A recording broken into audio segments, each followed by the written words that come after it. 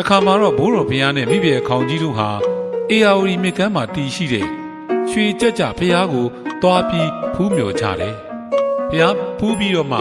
ဘိုးတော်ဘုရားကဥပုပ်ဦးကိုကြည်စယ်လိုတဲ့အတွက်အေယာဝတီမြစ်ကြီးကိုလက်ညှိုးထိုးပြရင်ဟဲ့ပေါ်ဦးဒီမြစ်ကြီးကိုဟိုဘက်ကရောက်အောင်ဖြတ်ကုန်နိုင်မှာမလားမှန်လားပါဒီမြစ်ထက်ကျဲတာကိုတော့ကူးနိုင်ပါတယ်ဗျာအေးလေကျဲတဲ့ကောင်မဲ့ကဲဥပြစမ်းမိန်တော်မြတ်အတိုင်းပါဗျာမကြီးဥပုပ်ဦးဟာပြောပြောဆိုဆိုပစိုးကရောင်းကြိုက်ပြီးမြစ်ကမ်းဆက်စီပြေးဆင်းသွားရာဘုရင်မိဖုရားနဲ့မူးမက်အပေါင်းတို့ဟာဒီလောက်ကျယ်ပြန့်တဲ့မြစ်ကြီးကိုဖြတ်ကူးနိုင်မှမလားလို့စိုးရိမ်ကြီးနဲ့ကြည့်နေကြတယ်။ဥပုပ်ဦးကတော့ရေထဲမစင်းသေးပဲကမ်းဆက်မှာဟိုပြေးတီပြီးလှုပ်နေတယ်။ပေါ်ဦးရေမကူးသေးပဲဘာလုပ်နေပါလိမ့်။အတန်ကြာစောင့်ကြည့်တော့လေဥပုပ်ဦးရေမကူးသေးတာမို့ဘိုးတော်ဘုရားဟာစိတ်မရှိတော့ပဲမင်းကြီးတဦးကိုခေါ်ခိုင်းလိုက်တယ်။ဟဲ့မင်းကြီး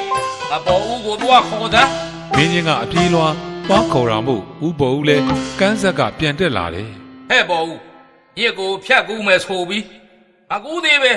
ဟိုပြေးဒီပြေးနဲ့ဘာလုပ်နေတာတော့လေရှာနေတာပါဗျာဟဲ့လေကဘာလုပ်ဖို့လဲလေနဲ့မြစ်ကိုဖြတ်ကူးမလို့ပါဗျာဟဲ့နင့်ကိုဒီတိုင်းကူးခိုင်းတာလေလေနဲ့ဆိုမှတော့လူတိုင်းကူးနိုင်တာဗောဟာမှန်လားပါကျွန်တော်မျိုးငပေါ်ဦးလဲလူတဲကလူမို့လေနဲ့မှကူးနိုင်မှာပါဗျာ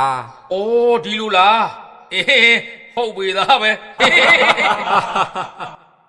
ဘုရင်မိဖုရားနဲ့မူးမက်အပေါင်းတို့ဟာတတော်တော်နဲ့ရေမောမဆုံးကြတော့တယ်